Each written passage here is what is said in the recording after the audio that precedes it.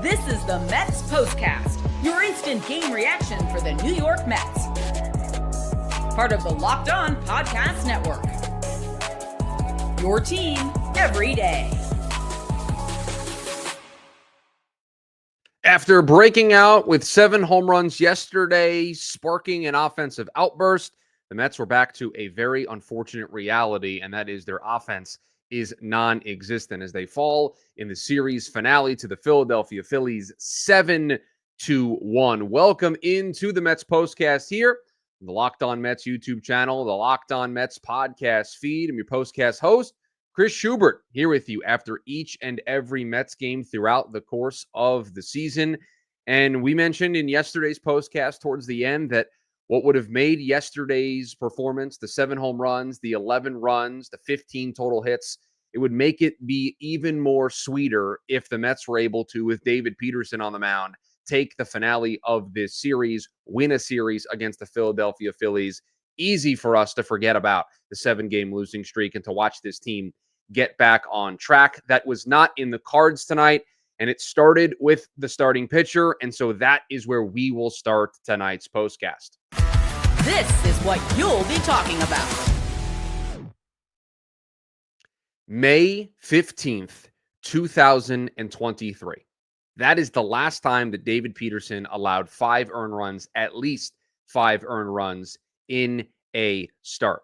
Over 2 years of David Peterson being the ace, the consistent, reliable, steady guy in this Mets rotation. And tonight, he picked probably the worst night of the year to have his worst start, coming off of 2 excellent starts, the complete game shutout, the 7 innings against the Braves, and in a spot where you expect him to be that stopper. You expect him. He's your most consistent, your most reliable, the most trusted guy right now in the rotation. When you look at all the injuries that this team has, it's the guy you want on the mound. It's the guy you get excited about watching him pitch this game against this team on national television, Sunday Night Baseball on ESPN. Forget the 7-game losing streak. Forget the tough times that this team is going through right now. David Peterson is on the mound. The Mets have a chance to win a baseball game tonight. The Mets have a chance to start a 2-game winning streak and to have some positive vibes, some positive momentum heading into a series with Atlanta starting on Monday. Wasn't in the cards. And it was the 4th inning where things really got out of hand for David Peterson. That's where all 5 runs were scored. And that was all she wrote. The Mets offense was non-existent here tonight. In that 4th inning, Schwarber leads it off with a home run. Okay, solo home runs aren't supposed to beat you. It's 1-0. You knew you were going to have to score. And he gets the out of Alec Boehm and then trouble. Castellanos doubles, a walk to Real Muto, and then it's back-to-back hits. It's the Kemp single to make it 2-0, and then Sosa with the homer to right center field that blew the game wide open. It's 5-0 at that point. It's all she wrote. The Mets offense, after having the 11 runs last night, we're just not there tonight. Now, I know there may be some of you that want to pick on David Peterson for this start tonight and get upset. He's been great all season long. He's been excellent all year. He's coming off of 2 of the best starts potentially of his career. I mean, the complete game shutout absolutely is a top 3, if not his best start of his career. The 7 innings against the Braves thought was really solid. So you have him pitching potentially the best he has pitched in his entire career, and he has a clunker in this spot. It's not ideal. It's not what you want. It's not what you expect of David Peterson. The timing couldn't be any worse. I mean, if he has this in the middle of a 5 or 6 game winning streak for the Mets, you can kind of chalk it up to, all right, sometimes that's the way baseball works against you.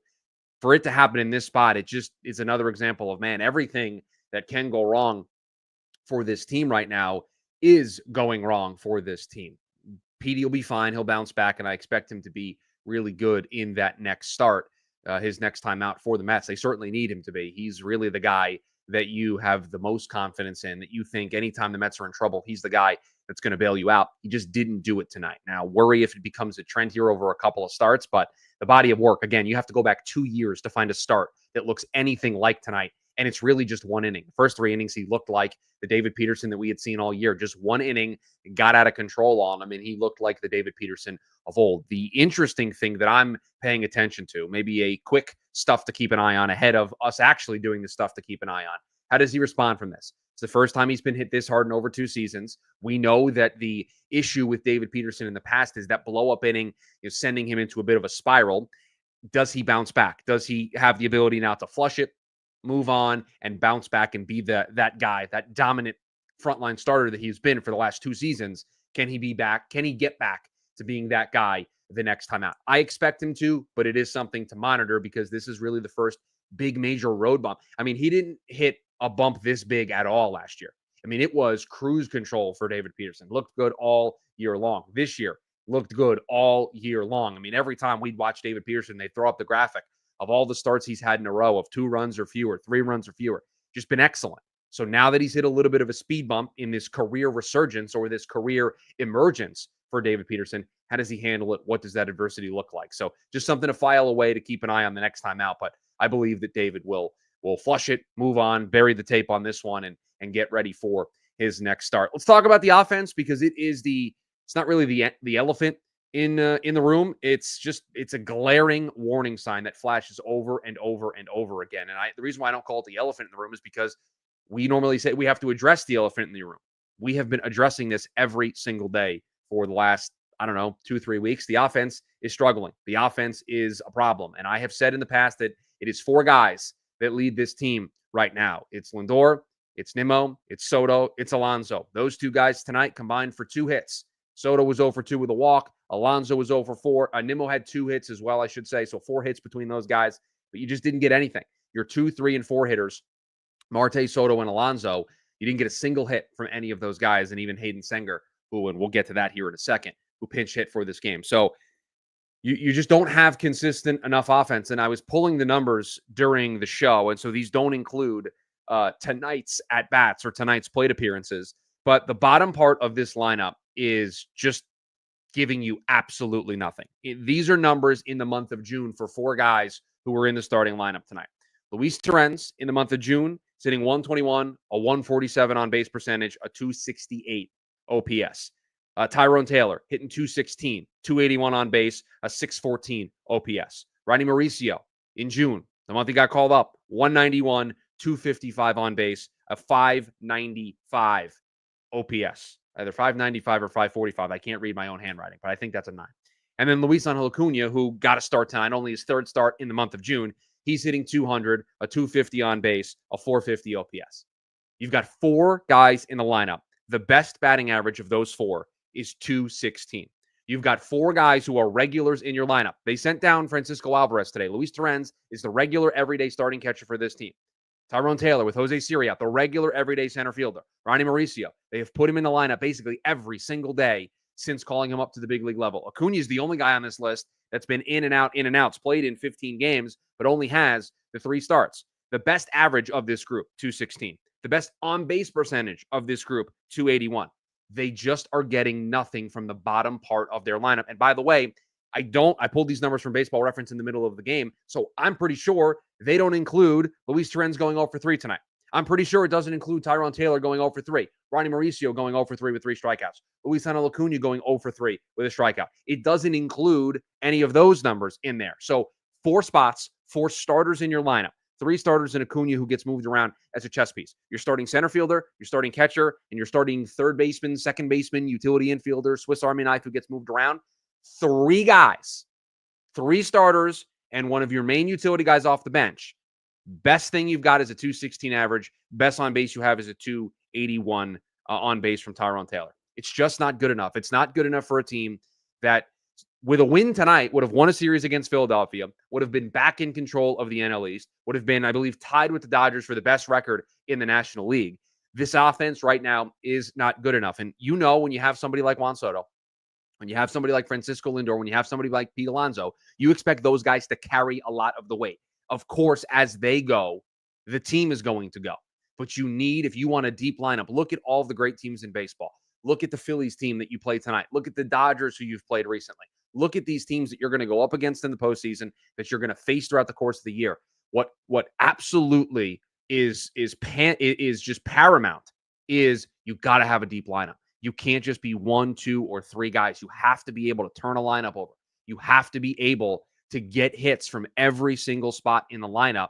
And the Mets right now just are not able to do that. They're not able to get the consistency from the top part of their lineup, and they just right now are getting absolutely nothing from the bottom part. More stuff to keep an eye on. Your thoughts as well from tonight's unfortunate loss to the Philadelphia Phillies, dropping this series to Philly. All of it here on the other side. If you're looking for a snack, it's both delicious and nutritious. Crack into a good source of protein with wonderful pistachios. It's one of the highest protein nuts. Each 1 ounce serving, 6 grams of protein, giving you over 10% of your daily value. Plus, they're packed with fiber and the healthy, better for you unsaturated fats to help keep you feeling fuller longer. You've got the no shells variety. It's the perfect grab and go snack for those busy days. Whether you're snacking at your desk, you're on a road trip, or you just need that quick protein boost, they can be a go-to. Plus, if you like cracking open every shell for that satisfying crunch, they've got the in-shell options, which are a classic favorite. Get snacking and get cracking with the snack that packs a protein punch. Visit wonderfulpistachios.com to learn more. Summer sports are in full swing, and whether you're about baseball under the lights, golf on the green, or high-stakes soccer action, FanDuel is the best way to make every game even more exciting. You're already following the action. Why not make it a little more thrilling? With FanDuel, you can get in on the game while your friends are getting sunburned at the beach. You've got same-game parlays. You can watch those bets into the 9th inning. FanDuel makes it so that you feel like you are part of the action. It's easy to use, fast to pay out, and it makes even regular season games feel like must-watch events. Plus, the app keeps it fresh with new daily promotions and fun ways to bet. New to FanDuel, new customers can bet just $5 and get $150 in bonus bets if your first bet wins. Open the FanDuel app today or visit FanDuel.com/locked-on to get started. Back here on the Mets Postcast, the Locked On Mets YouTube channel, the Locked On Mets podcast feed, recapping a 7-1 loss to the Philadelphia Phillies for the New York Mets, another series loss for this team. They've certainly been stacking those as of late. With this one, it is now 3 series losses in a row, a sweep by Tampa, a sweep by the Braves, and losing this series to Philadelphia. The stuff to keep an eye on, the Mets did make a roster move today before the game, before the postcast. They sent down Francisco Alvarez, and they brought back up Hayden Senger. So even though he hit the home run last night, even though he hit a ball 452 feet, even though the ball left the bat 111 miles an hour, clearly the Mets felt like it was best for him to go down to AAA, go to a low-pressure environment, maybe continue to make some swing tweaks, make some mechanical tweaks, and then see if he can get hot, go on a little bit of a run, get his confidence back. He'll be back here soon enough, but it did feel like the Mets were in need of a change. Now, I don't know if Luis Torrens is going to provide any more than what Francisco Alvarez was or wasn't producing when he was out there. I think that's basically a little bit of a hole right now, as we mentioned before the break, for this team. Offensively, they just have too many holes.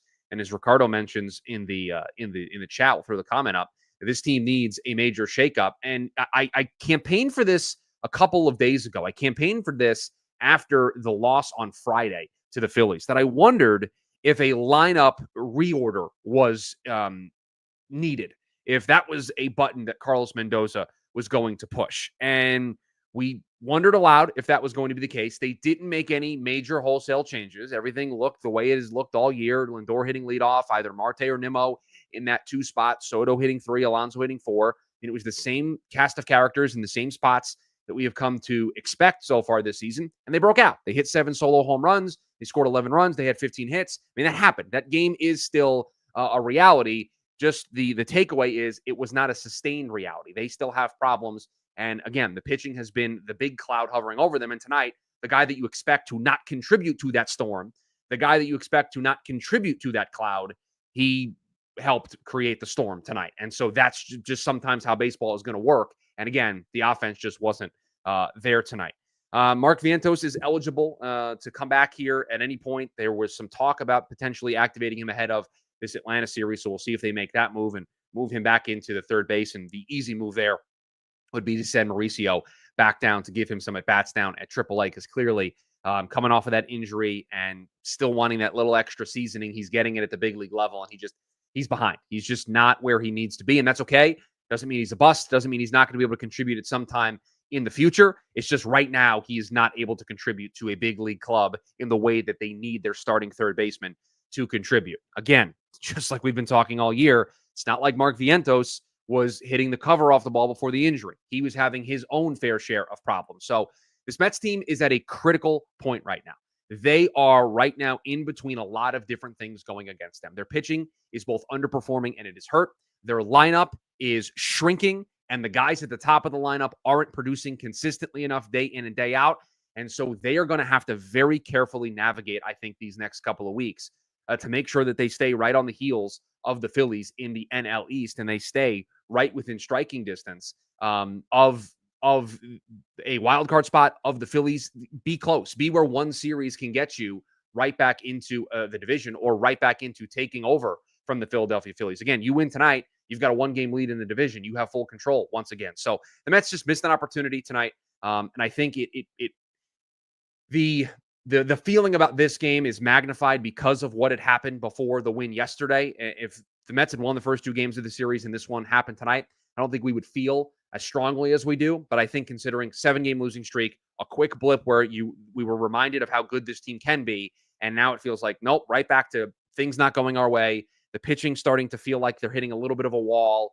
The bats are cold again. A lot of question marks surrounding this team. And oh, by the way, you've got the Atlanta Braves starting tomorrow. So it doesn't lighten up. It doesn't get any easier for the Mets in that regard. So lineup shakeup, roster shakeup. I don't know how much the Mets can actually do.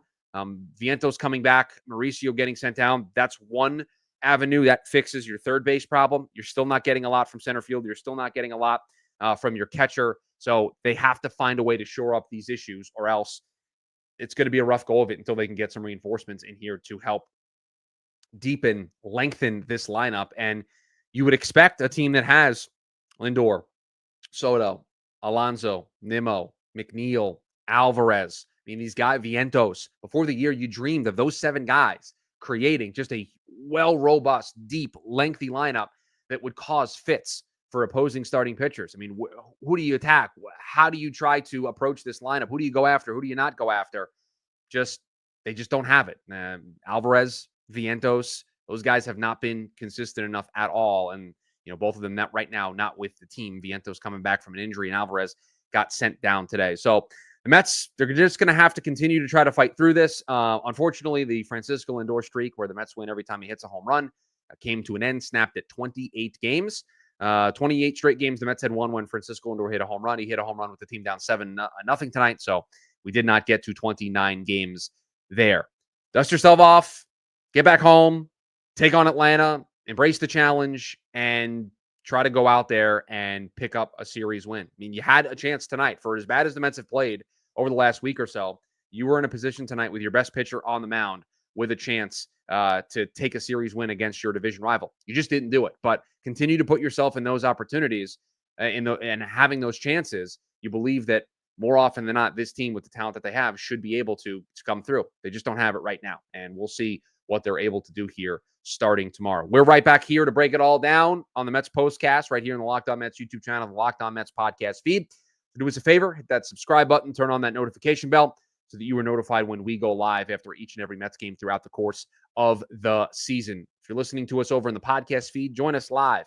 You can share your thoughts. You can get involved here and just vent maybe sometimes. A lot of venting on the postcast here the last week or so. Not too many celebratory nights like last night when the Mets scored 11 runs, 7 solo home runs, and beat the Phillies. These postcasts, a tune of missed opportunities, what could have been, and just a cold team overall. We are back tomorrow to break down the Mets, good, bad, or indifferent, against the Atlanta Braves in the opener of that series. Have a good one, Mets fans.